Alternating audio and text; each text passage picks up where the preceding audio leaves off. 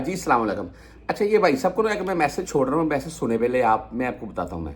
देखिए भाई, पेपर के अलावा मसलन मिसाल के तौर पर मैं आपको ऐसे बोल दूं, कोई बंदा बोल दे आप आ सकते हैं, आप वीजा ले लें, सफर कर लें, 8-10 लाख रुपए वीजे के ऊपर लगा लें, या हाई कोर्ट के ऊपर आपको पकड़ लें, कौन जिम्मेदार बात है? यार इस वक्त जो आपका मामला है ना, वो या तो जवाजत में है, जवाजत में क्या मामला है वो पेपर की सूरत में निकलेगा।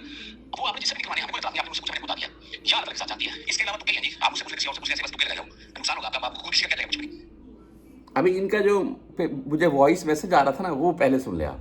जी भाई, ये पेपर जो मैंने भेजा था आपको, इसमें लिखा है कि इस पे ऊपर हुरूफ है, ये काम से गैरहाजिर है और हुरूफ लगा दिया कफील ने। तो इन पेपर के अलावा और कोई ऐसा तरीका नहीं है जिसमें पता चल जाए कि मैं आ सकता हूँ सऊदी या नहीं। और जब मैं शमी से जो कंप्यूटर पे बता बैठा था सऊदी ऑफिसर, तो उससे मैंने पूछा था कि भाई मैं जा रहा हूँ, तो मैं आना भी चाहता हूँ, तो मैं किस टाइम आ सकता हूँ। तो उसने मेरे को बताया था कि भाई आप 3 साल के बाद आ सकते हो। तो अभी ये मुहर्रम चल रहा है कि मुहर्रम में कानूनी अपील होते हैं, तो इसलिए ठीक है जी।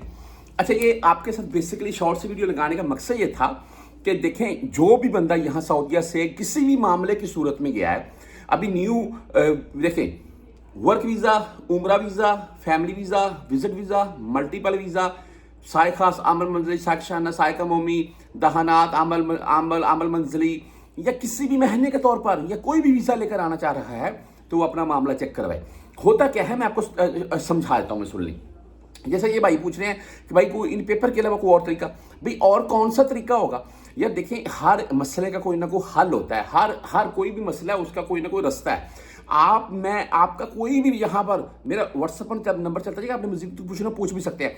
आपका कोई भी बंदा यहाँ पर, कोई भी दोस्त अहबाब यहाँ पर मौजूद है सऊदीया में, उसको खुद भेज दें मकतबे माल और जवाज़त, आपके जाकर पेपर वर्क निकलवा ले।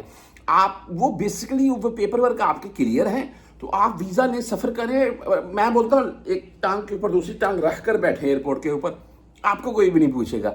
हाँ अगर कोई मसला है तो फिर आप सीधे स्टैंड बाइज्जत तरीके से भी चलकर आएंगे, फिर भी आपको वो पकड़ेंगे एयरपोर्ट के ऊपर। तो बात करने का मकसद ये है कि किसी भी वीज़े के तौर पर आप सऊदी में आना चाहते हैं, यहाँ से आप कोई भी मामले की सूरत में, चाहे छुट्टी गए हैं, आप दोबारा आना यानी कि आना चाह रहे हैं वापस, तो उन मामलात की सूरत में आप अपने ये पेपर जो है वो वर्क यानी कि ये वर्क पेपर जो है ये ज़रूर चेक करवाएं।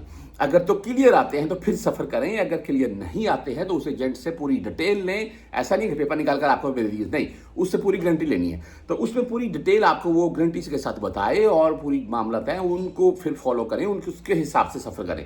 ऐसे डायरेक्ट सफ़र करेंगे क्या है, 5, 7, 10 लाख वीज़े के ऊपर लगाया डूब जाएगा, किसी का क्या जाएगा।